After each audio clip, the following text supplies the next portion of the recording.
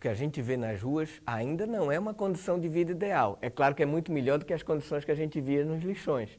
Mas os catadores que a gente vê na rua, carregando criança, na forma como operam, ainda está muito longe do ideal. Que passos a gente tem para isso, Sérgio? Olha, eu costumo dizer que o gestor público, ele é muito parecido com o empreendedor tradicional. Ele precisa ser motivado a investir, porque tanto quanto o empreendedor empresarial, quanto o empreendedor público, o gestor público, ele está sempre perguntando o que é que eu vou ganhar com isso. Sim. Então, é necessário que seja apresentado para ele que existe inclusive uma política de que ele vai ter acesso a mais dinheiro federal se ele começar a investir na gestão de resíduos. Inclusive, essa é uma política do governo federal, de estimular as prefeituras a fazerem o seu dever de casa, a mostrar os seus planos de gerenciamento de resíduos para terem acesso a dinheiro federal. Então, o gestor, ele está muito ainda ligado nessa expectativa.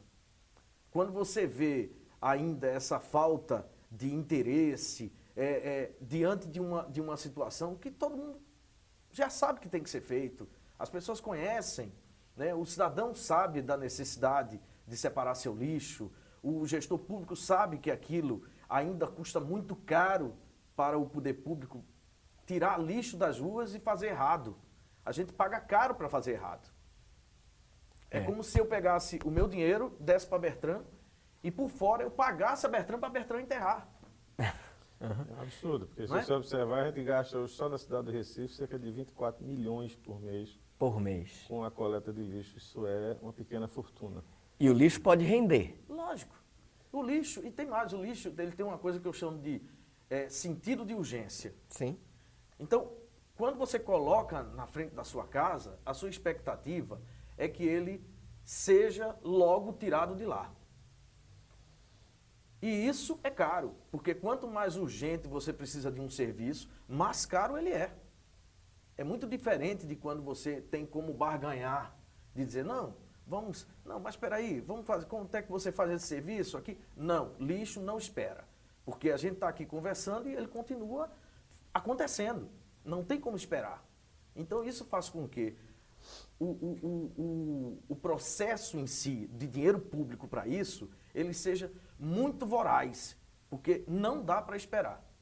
Lixo é uma das coisas que facilmente derruba um gestor público, porque ele se transforma numa coisa sem controle, as manifestações são gigantescas. Sim. E aquilo tem que ser resolvido muito rapidamente.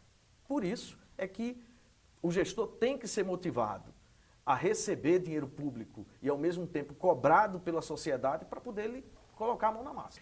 A consciência ecológica sozinha talvez não funcione. Eu preciso de um apelo econômico para provocar uma mudança?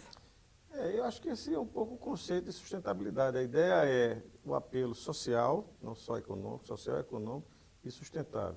Numa via de mão dupla, ou seja, as empresas precisam começar a raciocinar que elas podem muito bem trabalhar com resíduos, com a redução de resíduos, sobretudo resíduos que são absolutamente desnecessários. Eu dou sempre o exemplo do tubo de pasta de dente, né? Então, aquela caixinha de papelão, a primeira coisa que a gente faz quando chega em casa é tirar a caixinha e jogar no lixo. Aquela caixinha não serve para nada, porque na realidade nós usamos o tubo, né? Essa é uma questão que vale para produtos, por exemplo, de diversas perfumarias, né? Todo aquele embelezamento, aquela quantidade absurda de invólucros, né? De embalagens que são colocadas para poder vender mais. Isso tem que acabar, porque isso não tem sentido mais hoje em dia. As pessoas compram um perfume e botam em cima do banheiro e usam o perfume, não precisa de caixa, não precisa de sacola, não precisa de nada. Esse é um primeiro ponto. Outro ponto importante, que aí isso tem a ver com a questão da legislação, é trabalhar a lógica do berço ao berço. O que significa isso? Hoje há um estímulo muito grande à obsolescência. A obsolescência ela é programada. Então, uma lâmpada, quando ela foi feita, ela podia durar 100 anos. Né? Mas as empresas, a Philips, a Orca, as empresas se juntaram, não, vai durar 6 meses, porque senão a gente não vende. E aí começaram a jogar lâmpada e só durava 6 meses. Hoje isso acontece com uma impressora, ela tem um chip, várias empresas, tem um pequeno chip lá dentro que dá um comando a partir de um certo que queima o circuito, porque ela tem que vender mais e tudo está sendo feito para não ser consertado.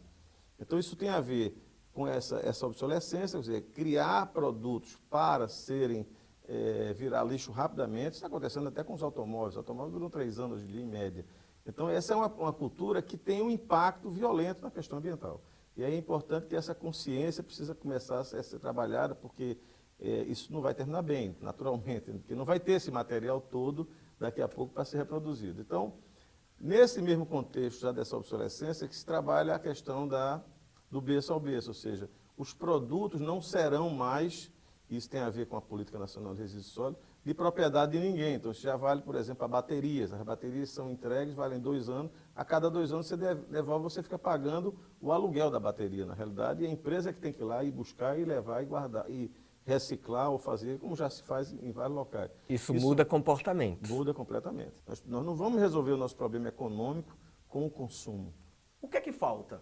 É como eu digo sempre, sem trabalhar para que o consumidor se veja motivado a entender por que é que ele é um ator importante nesse processo, as coisas vão continuar travadas. O que é que eu defendo? Eu defendo que o mesmo ator que faz a propaganda do refrigerante, ele seja também, na mesma peça, o camarada que coloca a garrafa na coleta seletiva. Se você pega e faz isso com o Neymar, pegando a garrafa do Guaraná, ou a latinha que ele acabou de beber, e coloca isso na coleta seletiva, você vai fazer com que o consumidor entenda que aquele cara que tem a ver com a paixão da vida dele, que é o futebol, que tem a ver com a celebridade que ele é, possa entender que aquilo que ele nunca tinha pensado que era importante, passou a ser. É usar a mesma estratégia que você usa para vender, seria a estratégia para usar para reutilização, para reciclagem. Na mesma peça. Não precisa reinventar nada.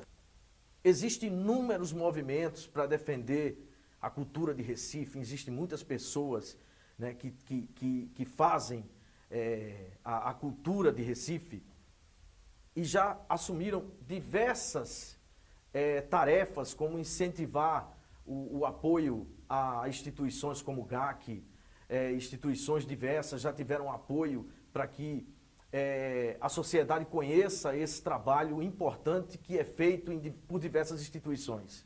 Está na hora também, dessa mesma cena cultural, também começar a se perguntar qual é o meu papel em relação ao meu público, o que é que eu preciso fazer para incentivar ele a rever os conceitos sobre lixo e ajudar a cidade a melhorar.